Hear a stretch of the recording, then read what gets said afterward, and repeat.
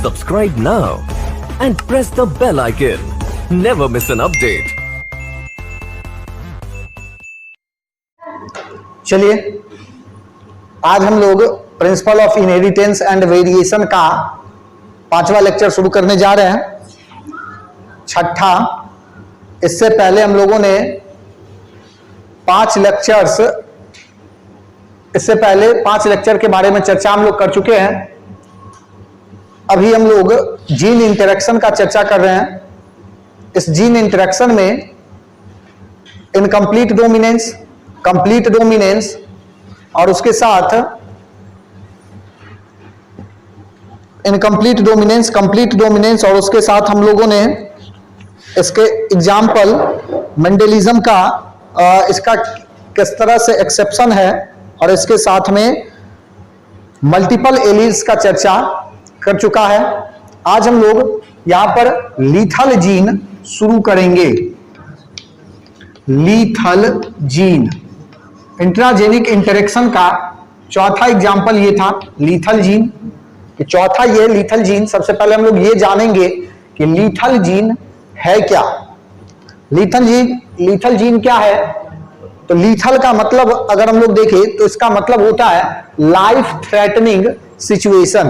Lethal का मतलब है लाइफ थ्रेटनिंग सिचुएशन, यानी कि कहने का मतलब कि अगर कोई जीन किसी पर्सन के लिए किसी भी स्टेज में जाकर के अगर जानलेवा हो सकता है तो इस तरह के जीन को हम लोग लीथल जीन के नाम से जानते हैं। ध्यान देंगे जरा। An allele that has the potential to cause of death of an organism is called lethal gene। तो ऐसा जीन जिसमें क्या होगा कि जिसके कारण, जिसके म्यूटेशन के कारण या किसी भी तरह की एक्टिविटी के कारण व्यक्ति की मृत्यु हो सकती है, इसको हम लोग कह देंगे लीथल जीन। आगे बढ़िए।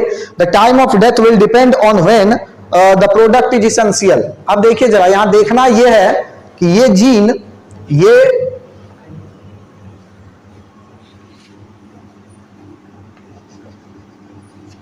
अब देखना यह है कि ये जीन कब लीथल होगा।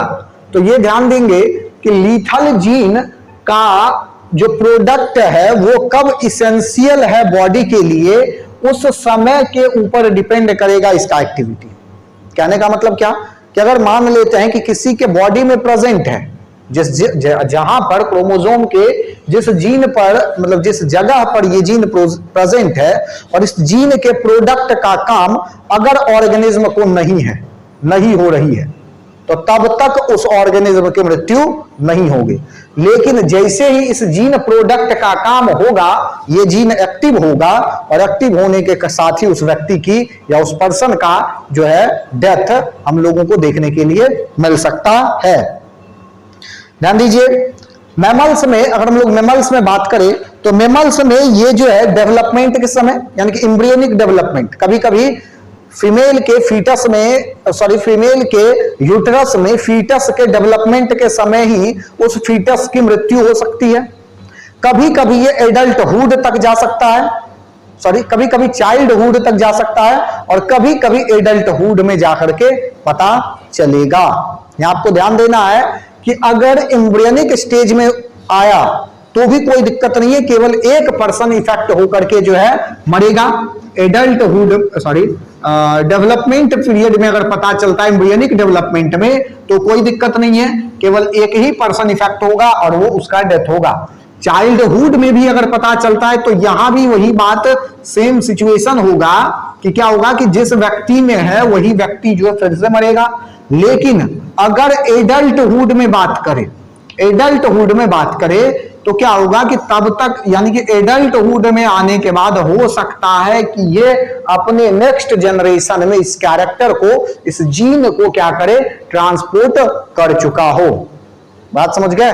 एडल्टहुड में हो सकता है रिप्रोडक्शन के बाद ये क्या करे कि अपने इस कैरेक्टर को अपने अगले जनरेशन में ट्रांसमिट कर चुका होगा। तो यहां पर जो ये लीथल जीन होगा ये और ज्यादा खतरनाक हो सकता है। चलिए ध्यान देंगे जरा। When the absence of a specific protein result in a lethal phenotype, the gene that encodes the protein is considered an essential gene for survival। कहने का मतलब यह है कि जिस जीन के जरूरत से, यानी कि जिस प्रोटीन के मतलब जिस प्रोटीन के एब्सेंस के कारण इस तरह का कैरेक्टर, जो लीथल जीन का कैरेक्टर जो है वो ओरिजिनेट हो रहा है, उसके लिए सबसे पहले देखना यह कि इसेंशियल प्रोटीन इसका क्या है। यानी कि इसेंशियल प्रोटीन जो भी है इसका, वो जब तक नहीं आएगा तब तक इस जीन का पर्सन के बॉडी पर कोई इफेक्ट देखने के लिए नहीं मिलता है। बात समझ गए? चलिए, non essential gene are not absolutely required for survival although they are likely to be beneficial to the organism. आपको पता चल ही रहा होगा कि नॉन इसेंशियल जीन जो इसका है वो क्या है कि कोई भी जरूरत नहीं है सर्वाइवल के लिए, जिंदा रहने के लिए। जो इसेंशियल प्रोटीन है उसी के ऊपर सब कुछ क्या है, डिपेंड कर रहा है।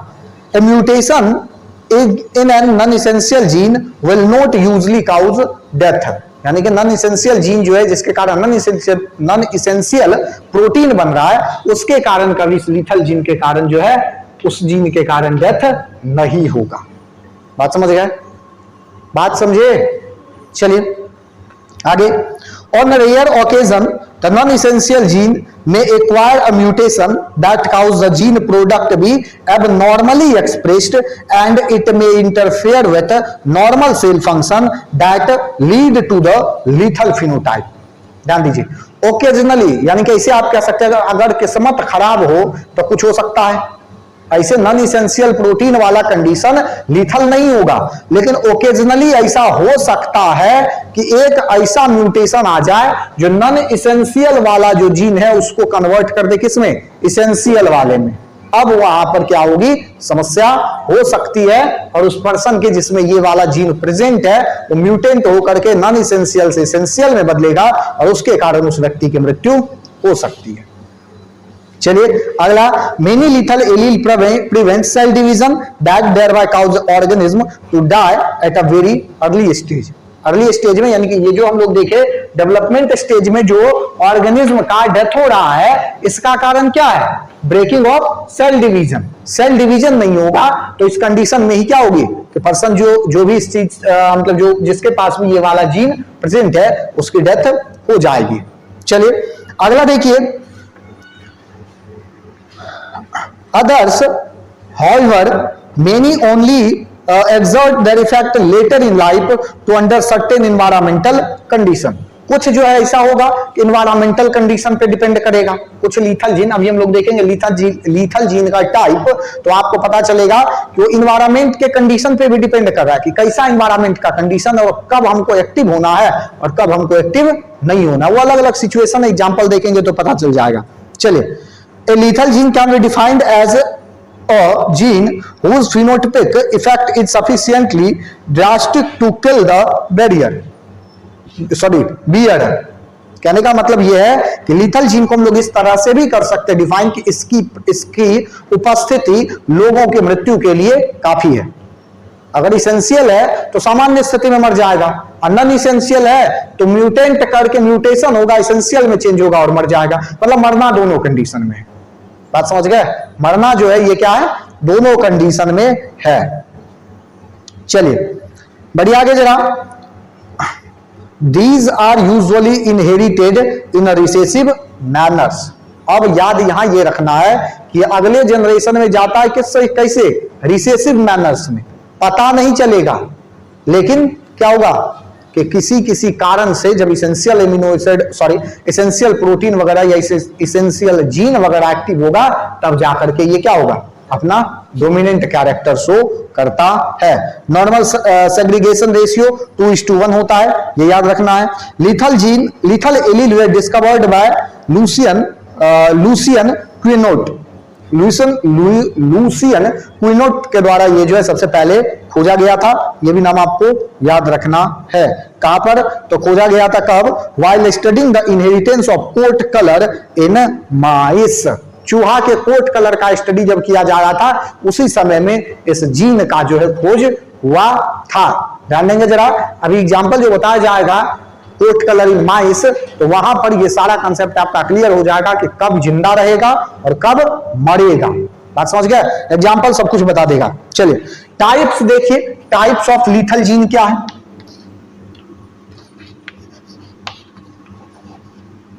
Types of lethal gene.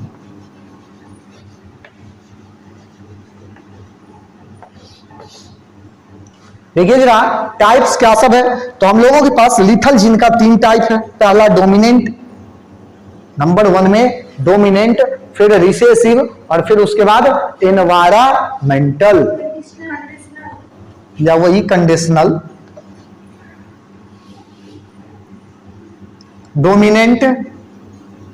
Dominant, दूसरा रिसेसिव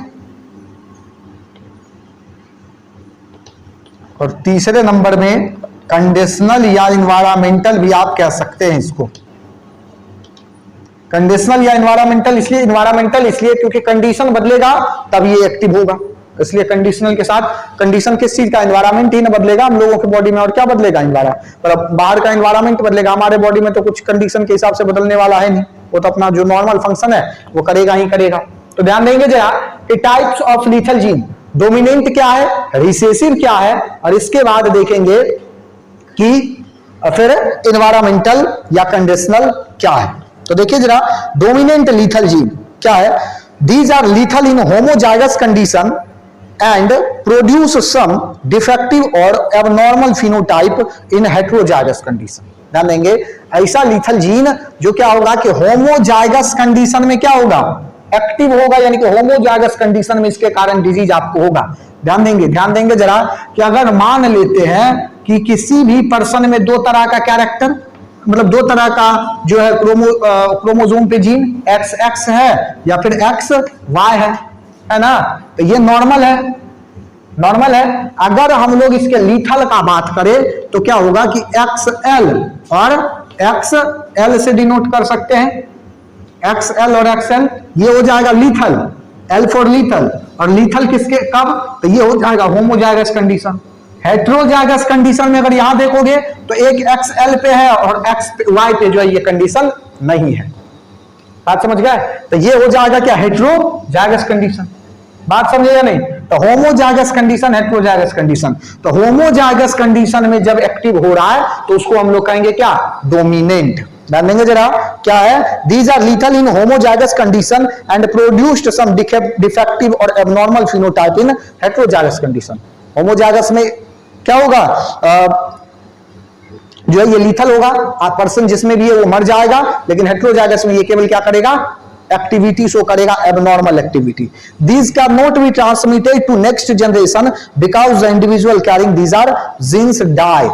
बात समझ गया? ध्यान दीजिए, आपको पहले ही कहा गया था कि अगर इसके दोनों पे ये आ गया तो ये जिंदा ही नहीं रहेगा, आगे जनरेशन में जाने का कोई बात ही नहीं है। क्वेश्चन पूछा गया है डोमिनेंट लीथल जीन जो है क्या वो अगले जनरेशन में जो है ट्रांसपोर्ट होगा? तो आंसर क्या होगा? नहीं, क्योंकि जब ये होमोजाइगस कंडीशन में होगा, होमोजाइगस कंडीशन में डोमिनेंट वाला, तो तब जिस पर्सन में है उसकी मृत्यु हो जाएगी। तो अब जब वही मर गया तो उसका जीन क्या बचा हुआ रहेगा? नहीं ना, वो भी खत्म। चलिए आगे देखेंगे। They are lost in the same generation. Question इस सबसे बन सकता है, ये दिमाग लगा के बनाने वाला क्वेश्चन है सारा, रट्टा नहीं लगाना है। Dominant lethal alleles are rarely observed. Dominant जो है लीथल एलील ये क्या होगा? रेयरली ऑब्जर्व्ड है। क्यों? क्योंकि जिसके पास है वो तो मर रहा है, जिसके पास है वो कुछ ही दिन में मर गया, या तो डेवलपमेंट स्टेज पे मरा, या फिर चाइल्डहुड में मरा, या फिर एडल्टहुड में मरेगा, लेकिन मरेगा पक्का।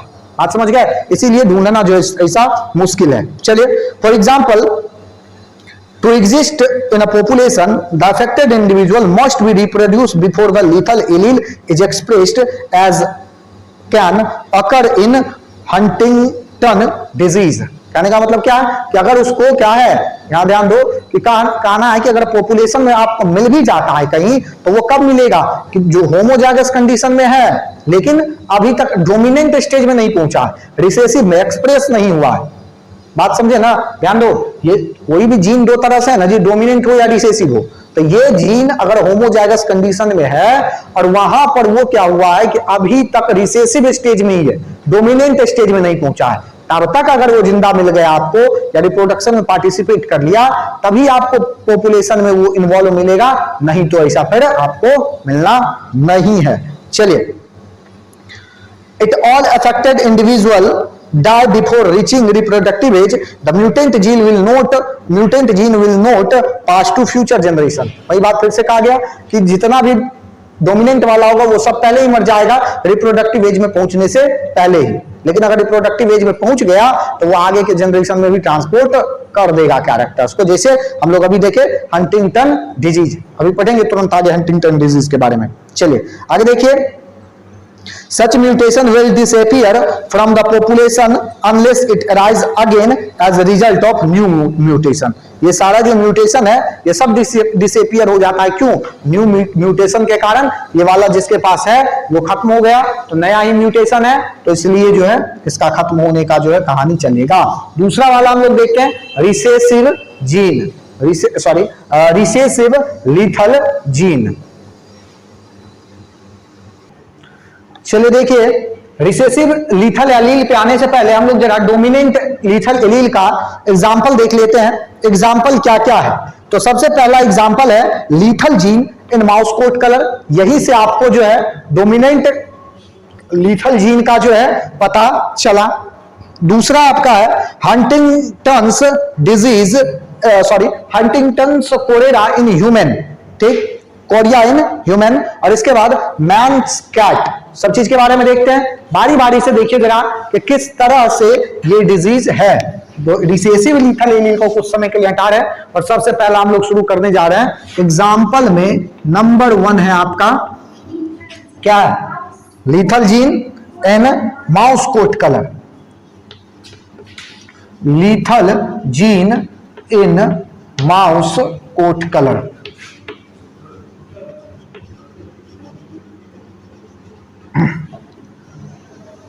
Lethal gene in mouse coat colour ध्यान देंगे जरा। सबसे पहले ये समझिए कि माउस, समझ रहे हैं माउस का मतलब क्या है?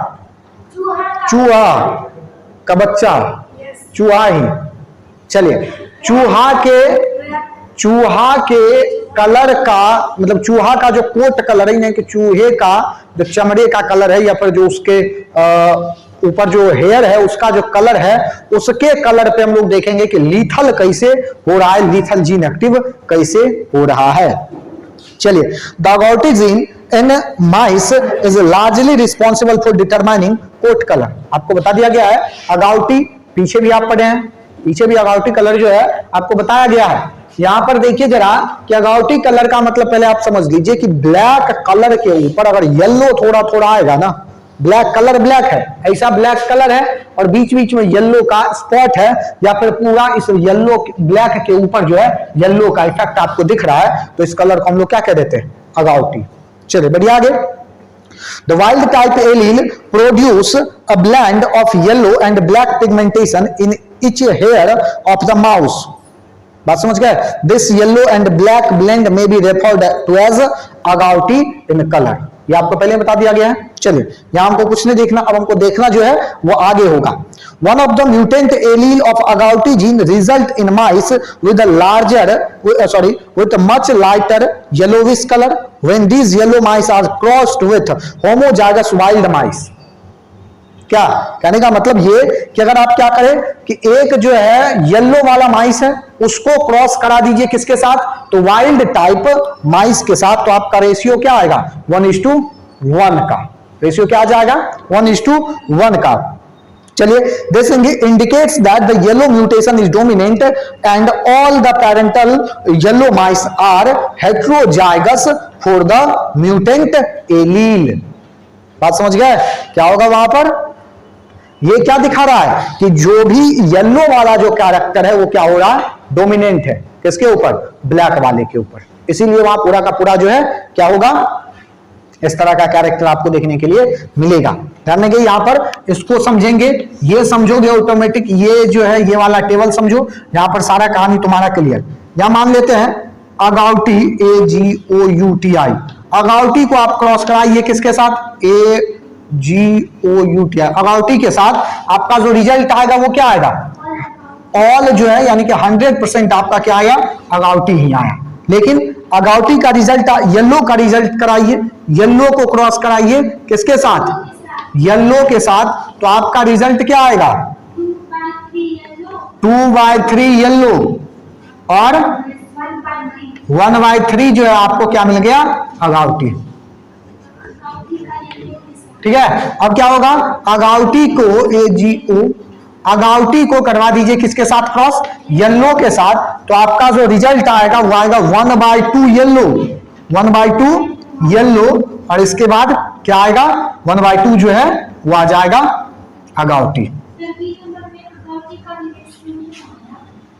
बी नंबर में इसका रेशियो इसलिए आया क्योंकि यहां देखो, ध्यान दो, यही बताना है यहां पर कि ये जो येलो कलर है इसके ऊपर क्या लिखा, अभी पीछे तुरंत क्या लिखा गया, 1/1 रेशियो, यानी कि जो येलो वाला है वो ब्लैक वाले के ऊपर क्या है, डोमिनेंट है ना, डोमिनेंट है। तो ब्लैक वाला का जो ये जो येलो है इसके ऊपर जब इसको मतलब इस दोनों को क्रॉस कराएंगे तो ब्लैक वाला कुछ कुछ इसलिए आ जाता है क्योंकि पीछे वो रिसेसिव स्टेज में था, आगे आने के बाद वो अपने आप को एक्सप्रेस करना शुरू कर दिया है, डोमिनेंट नहीं हुआ, वो एक्सप्रेस करना क्या है, शुरू कर चुका है। तो बस यही कहानी है इसका। चलिए बढ़िया, आगे जरा, इसके बाद आ जाता है क्या, the mutant yellow allele is dominant to the wild type agouti allele, यानी कि जो म्यूटेंट येलो एलील है AY, अगर मान लेते हैं, इसको मिटा रहे हैं और या नहीं तो यहां देख रहे हैं, ये जो AY है म्यूटेंट एलील, अगर मान लेते हैं ये वाला म्यूटेंट एलील यहां पर है, और ये क्या होगा, ध्यान दीजिए, ये AY mutant is dominant to the wild type allele, यानी कि इसके ऊपर ये जो A है, इस A के ऊपर अगर हम लोग स्टार लगा दें, ये जो नॉर्मल वाला है, और यहां जो ये A हुआ है म्यूटेंट टाइप, ये क्या होगा, इसके ऊपर होगा क्या, डोमिनेंट, इसके ऊपर क्या होगा, डोमिनेंट होगा।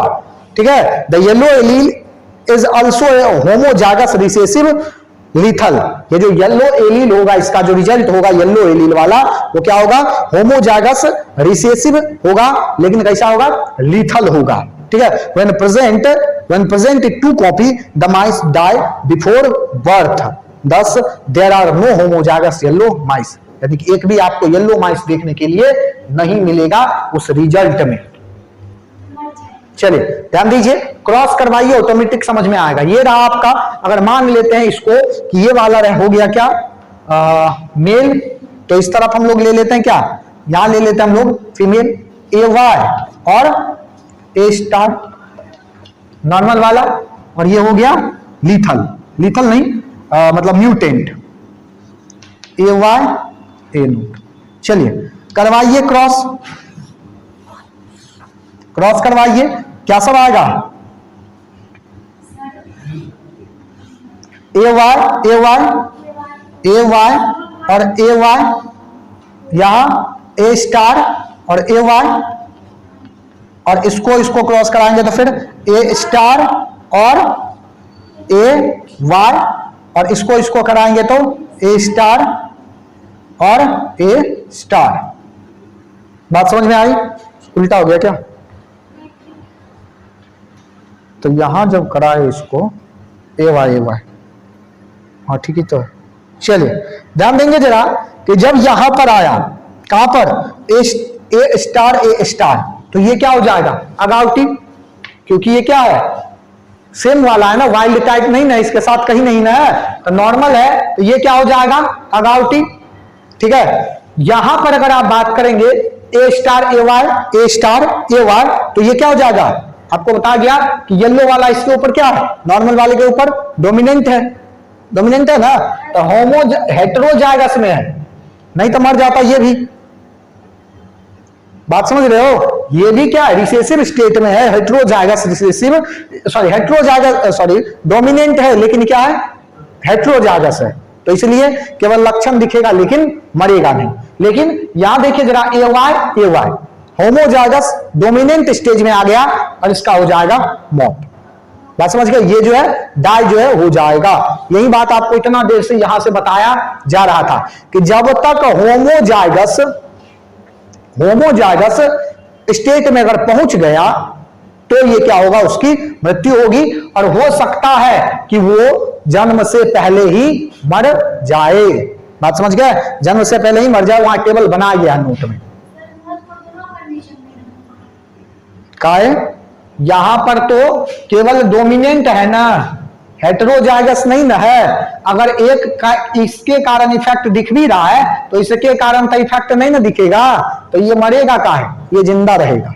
बात समझ गए? तो यही सारा कहानी है किसका,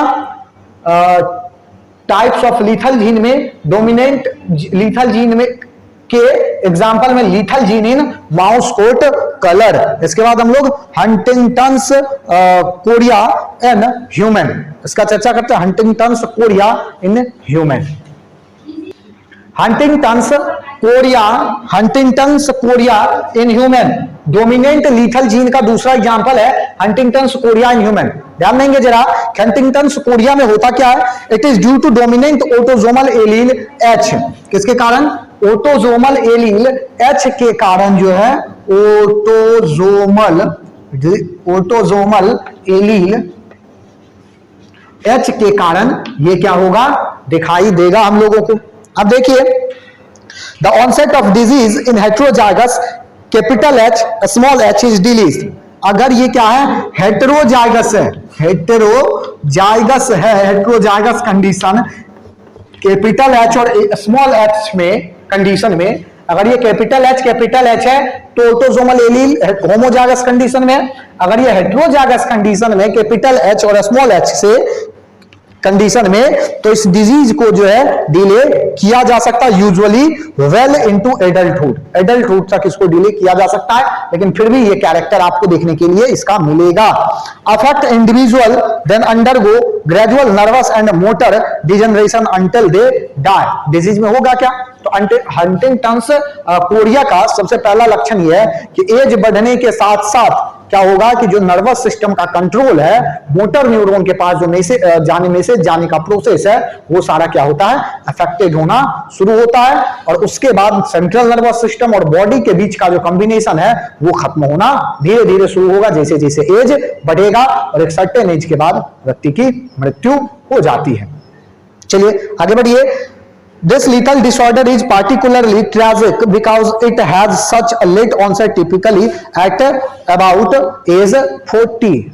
ये इसका सबसे बड़ा समस्या है कि 40 साल के उम्र तक या फिर उसके बाद इस डिजीज का लक्षण देखने के लिए मिलता है। तो इसका सबसे बड़ा समस्या यही है कि 40 साल तक में तो वो फिर नेक्स्ट जनरेशन में क्या कर चुका होता है, तब तक में उस कैरेक्टर को, इस हंटिंगटन्स कोरिया का जो जीन है उसको अगले जनरेशन में ट्रांसमिट कर चुका होता है, ट्रांसपोर्ट कर चुका होता है। 40 साल तक उसको जो है संतान सब तो हो ही न जाएगा, तब तक में क्या होगा, वो अपने अगले जनरेशन में इसको क्या कर दिया, ट्रांसफर कर दिया। इस डिजीज का सबसे बड़ा समस्या यही है।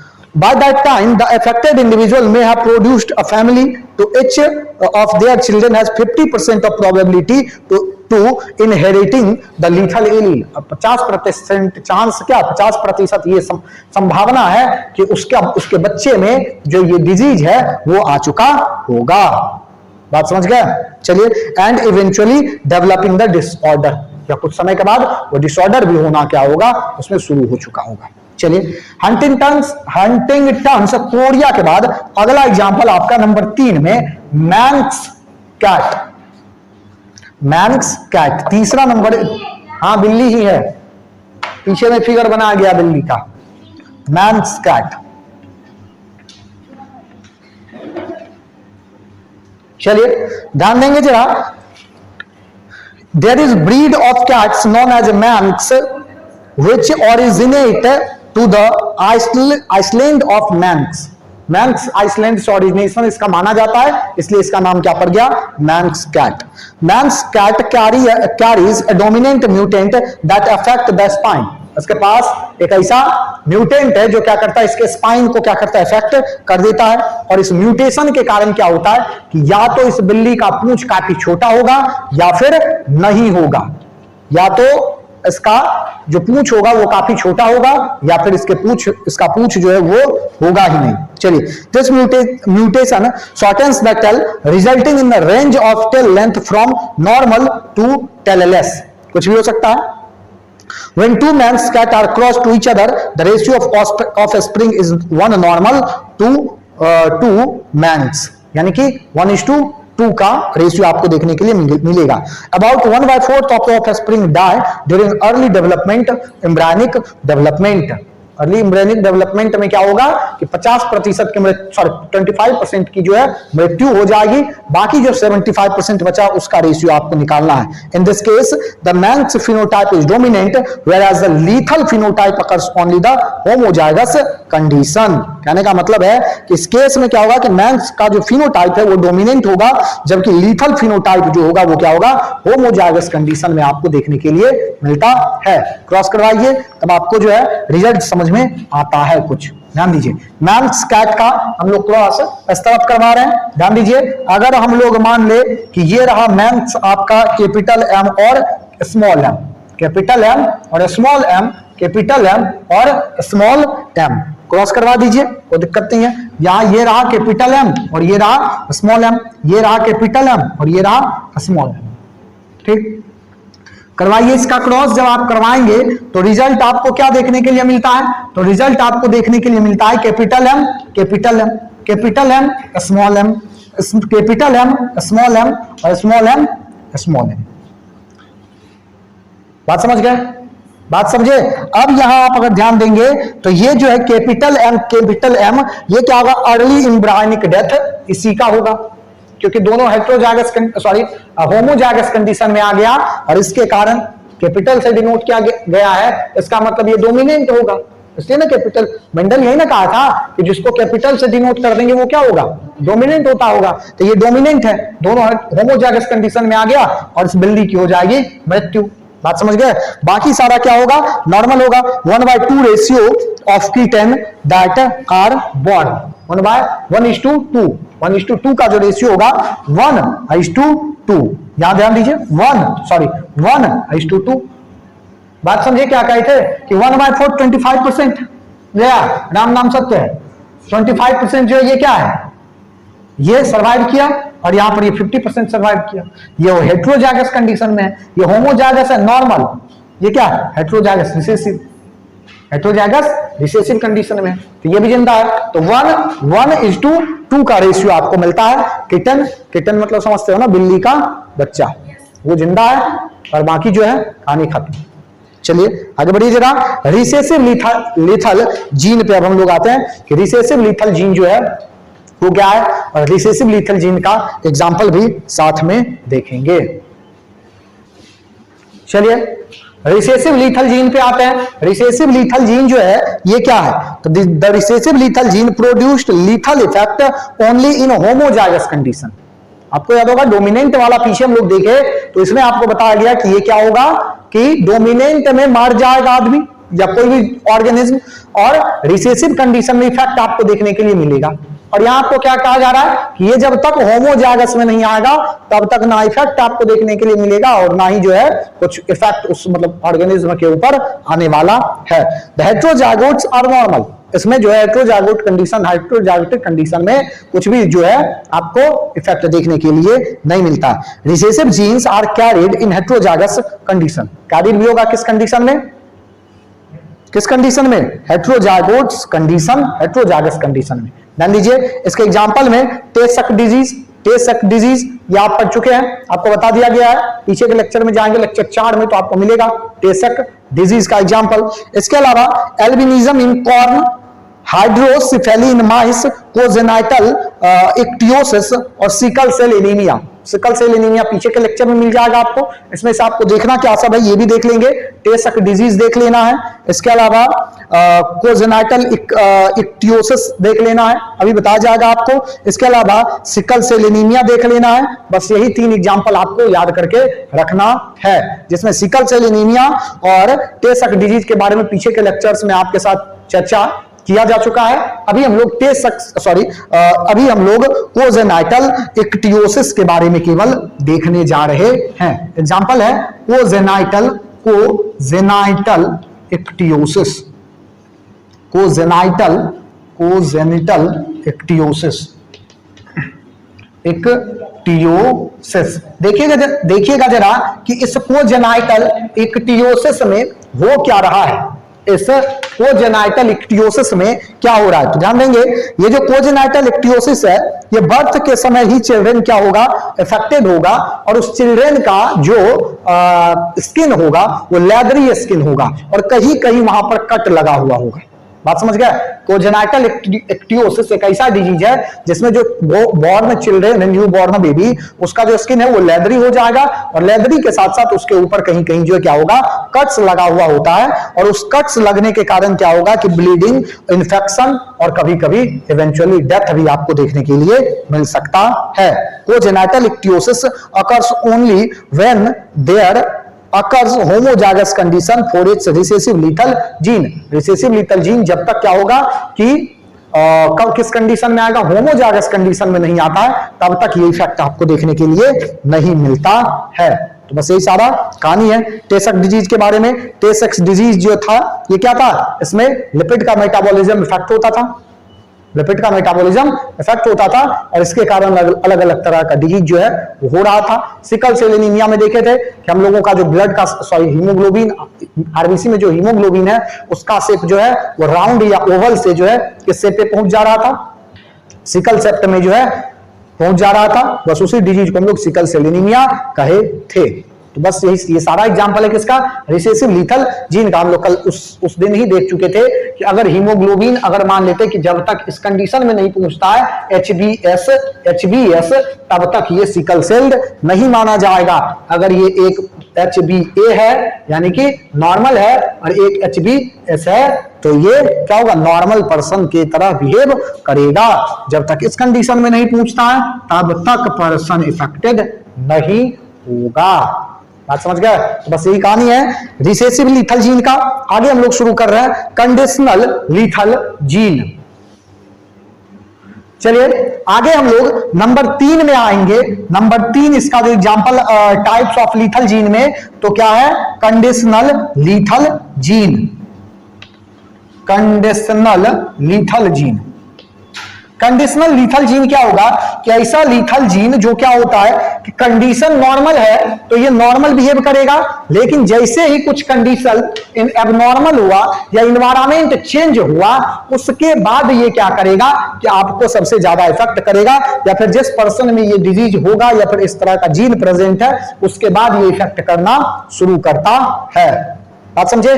क्या करे होगा कि अगर एनवायरमेंट नॉर्मल है, कंडीशन एनवायरमेंट नॉर्मल है तो कंडीशन भी नॉर्मल होगा, लेकिन जैसे ही क्या होगा कि कंडीशन एबनॉर्मल हुआ, कंडीशन एबनॉर्मल हुआ इन द सेंस कि एनवायरमेंट चेंज हो गया तो तुरंत उसके बाद इसका इफेक्ट आपको देखने के लिए मिल सकता है। ध्यान देंगे, the gene which may be normal to the individual in a particular environment may prove to be lethal when environment is change. जैसे अगर ठंडा है तो नॉर्मल है, गर्मी हुआ तो इफेक्ट कर गया, गर्मी है तो नॉर्मल है, ठंडा है तो इफेक्ट कर गया। अलग अलग ऑर्गेनिज्म में ये डिफर कर सकता है। Conditional lethal allele may also be identified when the individual is exposed to a particular agent in the environment। कभी कभी ऐसा भी हो सकता है कि एनवायरमेंट में अगर कोई चीज एक्सपोज हो गया ना जिसके कारण उसको एलर्जी है तो वहां भी वो इफेक्ट हो सकता है। अभी हम लोग देखेंगे एग्जांपल, जब देखेंगे तो आपको पता चलेगा। सबसे पहले कंडीशनल लीथल जीन का जो है एग्जांपल देखते हैं और एग्जांपल नंबर ए में देखेंगे हम लोग G6PD डिफिशियंसी, G6PD डिफिशियंसी। ध्यान देंगे जरा कि क्या है ये G6PD डिफिशियंसी। G6PD डिफिशियंसी का फुल फॉर्म पहले आप समझिए कि G6PD का मतलब है ग्लूकोज 6 फॉस्फेट डाइहाइड्रोजिनेज डिफिशियंसी। बात समझ गए? Glucose 6 phosphate dehydrogenase deficiency. ध्यान देंगे इसके डिफिशियंसी के कारण होता क्या है, तो जब ये हमारे बॉडी में G6PD का डिफिशियंसी होगा तो इसका काम सबसे पहले ये है कि in absence of this enzyme plasma membrane of RBC become very delicate and rupture easily. बात समझ गया? जैसे ही क्या होगा कि ये एब्सेंट होगा, इसके एब्सेंट होने के कारण क्या होगा कि जो हमारा आरबीसी है उसका जो प्लाज्मा मेम्ब्रेन है वो क्या होगा, काफी ज्यादा डेलिकेट हो जाएगा, पतला हो जाएगा, और पतला होने के कारण वो क्या होगा, रप्चर हो जाएगा। इसका भी ये फायदा है, आपको याद होगा अगर तो सिकल सेल हीमोग्लोबिन जिसका था उस पर्सन को मलेरिया नहीं हो रहा था, उसी तरह से इसको भी मलेरिया नहीं होगा। क्यों? क्योंकि जैसे ही प्लाज्मोडियम एंटर किया ऑटोमेटिक इसका आरबीसी फट जाएगा, ब्लास्ट कर जाएगा और प्लाज्मोडियम का लाइफ साइकिल पूरा नहीं होगा। बात समझ गए? तो G6PD डिफिशियंसी ध्यान देंगे कि ग्लूकोज 6 फॉस्फेट डाइहाइड्रोजिनेज की डिफिशियंसी के कारण क्या होता है कि जो आरबीसी है उसका प्लाज्मा मेम्ब्रेन हो जाएगा पतला, और जिसके कारण उस पर्सन की उस पर्सन की नहीं, मतलब उसका जो आरबीसी है वो ब्लास्ट कर जाता है। दिस कैन ध्यान देंगे have a negative reaction to ingestion of lava-beans। एक बात फावा बीन्स है, फावा बीन्स ध्यान देंगे जरा। यहां पर ग्लूकोज 6PD डिफिशियंसी के कारण क्या होता है कि कुछ पर्सन में जो फावा बीन्स है, काली मटर जिसको कहते हो, फावा बीन्स या काली मटर, ये जब इस पर्सन में जिसके भी शरीर में ये दिक्कत है, वहां पर क्या होगा कि ऑटोमेटिक ये क्या होगा कि हाइपर सेंसिटिव होगा, और उसके कारण भी इसका आरबीसी ब्लास्ट करके वो मर सकता है। ऐसा भी कारण आपको देखने के लिए मिल सकता है, या कभी कभी ये एंटी मलेरियल ड्रग के कारण भी हो जाएगा। अब ध्यान दो जरा, होता क्या है कि एंटी मलेरियल ड्रग अगर इस पर्सन को जिसके बॉडी में ये डिफिशियंसी है, एंटी मलेरियल ड्रग दे दिया गया तो वो भी मारा जाएगा।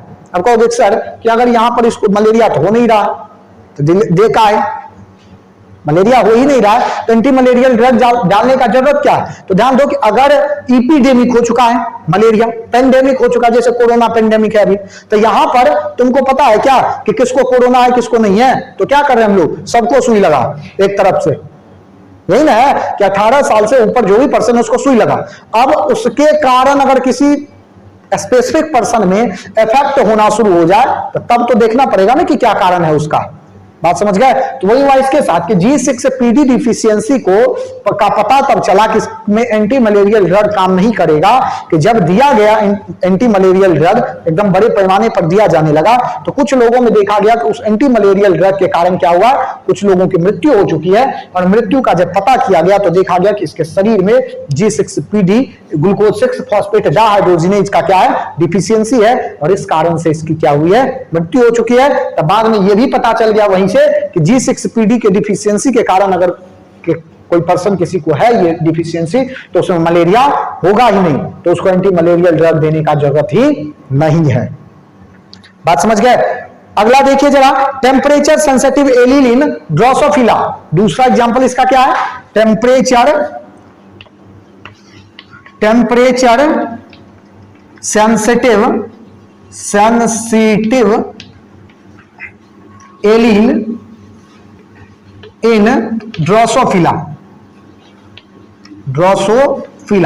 ड्रोसोफिला में जो है टेम्परेचर सेंसिटिव एलील जो है, ये भी एग्जांपल है किसका, तो एक कंडीशनल लीथल जीन का। ध्यान देंगे क्या है, some conditional lethal gene will cause an organism to die only in particular temperature range. Example मतलब ये इसका डेफिनेशन है, तुमको याद रखना है कि टेम्परेचर क्या होगा, बढ़ गया मर जाएगा, टेम्परेचर घट गया मर सकता है। बात समझ गया? These alleles called temperature sensitive, इसको हम लोग डिनोट करते हैं किससे, तो TS से। ध्यान देंगे यहां जरा, ठीक, ये वाला तो आपको पता चल ही गया है कि क्या है, कंडीशनल वाला। अब इसको देखिए कि हम लोग टेम्परेचर सेंसिटिव है तो हम लोग इसको डिनोट करते हैं स्मॉल टी और स्मॉल एस से क्या करते हैं, डिनोट करते हैं। ध्यान देंगे जरा, as a lethal allele may be fatal for developing larva at high temperature 30 degree, but the larva will survive if grow at lower temperature 22 degree Celsius। कहने का मतलब क्या, टेम्परेचर सेंसिटिव ऐसा है कि क्या होगा कि डेवलप होगा लार्वा कहां, 30 डिग्री पे, लेकिन जिंदा कितना पे रहेगा, 22 डिग्री सेल्सियस पर। अगर 30 डिग्री से कम हो गया तो मर जाएगा, 22 डिग्री से ज्यादा हो गया तो मर जाएगा। बात समझ गए? तो इसी तरह का कंडीशन वहां होता है। Temperature sensitive lethal alleles are typically caused by mutation that alter the structure of encoded protein so it does not function correctly at the non permissive temperature और become unfold and is rapidly degraded. यानी कि temperature अगर बढ़ रहा है घट रहा है तो उसके कारण वो क्या कर रहा है, वहां एग्जिस्ट नहीं कर पा रहा है, और एग्जिस्ट नहीं करने के कारण वो धीरे धीरे मतलब रैपिडली काफी तेजी से डिग्रेड कर गया। ध्यान दीजिए, यहां बताया आपको कुछ नहीं जा रहा है, मुख्य रूप से आपको यहां पर यह समझाया जा रहा है कि ये जो है ना, ये सारा कंडीशन पर डिपेंड कर रहा है। लीथल जीन ऐसा भी लीथल हो सकता है कि कंडीशन क्या है तब मरेगा। तो एग्जाम्पल उसमें आपको जो है कंडीशन सबसे पहला देख ली क्या कि G6PD डिफिशियंसी का अगर डिफिशियंसी होगा तो कब मरेगा, कब जिंदा रहेगा। टेम्परेचर जो है वो कब क्या होगा तो मर सकता है और या फिर जिंदा रह सकता है ऑर्गेनिज्म। इसके अलावा तीसरा देखेंगे feeder loss in poultry.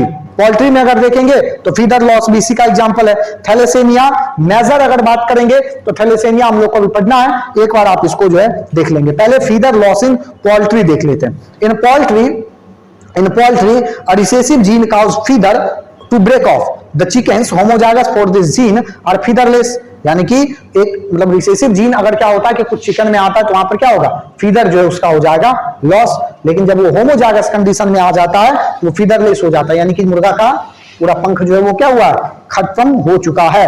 If ध्यान देंगे कब, if these are kept in relatively warm environment, कहां पर, वार्म गर्मी वाले जगह पे जैसे ही रखा गया तो उसका जो पंख है वो क्या हो जाएगा, खत्म हो जाएगा, डिजेनरेट कर जाता है। आप समझ गए? चलिए, the survive but if temperature falls below optimum the featherless chicken die.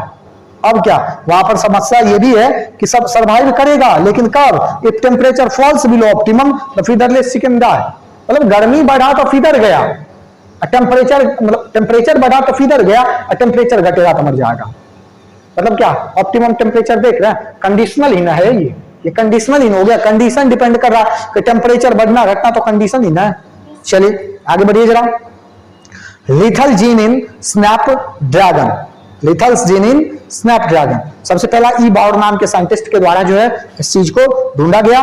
इसको जरा इस सबको मिटा करके हम लोग लिथल जीन इन स्नैपड्रैगन का चर्चा शुरू करेंगे। लिथल जीन इन स्नैपड्रैगन का अगर हम लोग बात करें तो सबसे पहला यहां देखिए कितने तरह का प्लांट हो सकता है। तो सबसे पहला ग्रीन प्लांट विथ क्लोरोफिल, यानी कि प्लांट विथ क्लोरोफिल, सबसे पहला हम लोग देखेंगे क्या, तो सबसे पहला देखेंगे plant with chlorophyll, with chlorophyll, plant क्या है, क्लोरोफिल के साथ। दूसरा yellow golden yellowish green plant, yellowish green plant, green plant. इसके बाद नंबर 3 में है white plant without chlorophyll, plant without chlorophyll, plant without chlorophyll. 3 तरह का प्लांट हमारे पास है और इसका जो हम लोगों को कराना है क्रॉस, कि देखिए जरा कि क्या क्या और किस तरह से ये क्रॉस हो सकता है। होमोजाइगस ग्रीन प्लांट है, सबसे पहले आप ये समझिए कि जो होमोजाइगस ग्रीन प्लांट होगा, होमोजाइगस ग्रीन प्लांट होगा तो कहां गया, क्लोरोफिल है तो ग्रीन प्लांट यही होगा। इसको हम लोग डिनोट करेंगे किस चीज से, तो कैपिटल सी से। कैसे डिनोट कर देंगे, कैपिटल सी से। Homozygous white plant plant without chlorophyll, तो ये हो जाएगा आपका small C. Yellowish green plant जो होगा ये हो जाएगा कैपिटल सी और स्मॉल सी। ये रहा कैपिटल सी और ये हो गया स्मॉल सी और ये हो जाएगा कैपिटल सी स्मॉल सी। बस करवाइए आप इसको क्रॉस अगर करवाएंगे किसको अगर हम लोग क्रॉस करवा दे, क्या होगा, क्रॉस करवाए अगर किसी को भी अगर आप क्रॉस कराएंगे तो F1 F2 जनरेशन में अगर आप जाएंगे, किसी को भी क्रॉस करवाइए, रेशियो आपको 3:1 या 1:2:1 का ही रेशियो आने वाला है। अगर मान लेते हैं capital C small C, capital C small C को क्रॉस करा देते हैं तो क्या आएगा रिजल्ट आपका, capital C small C, capital C small C,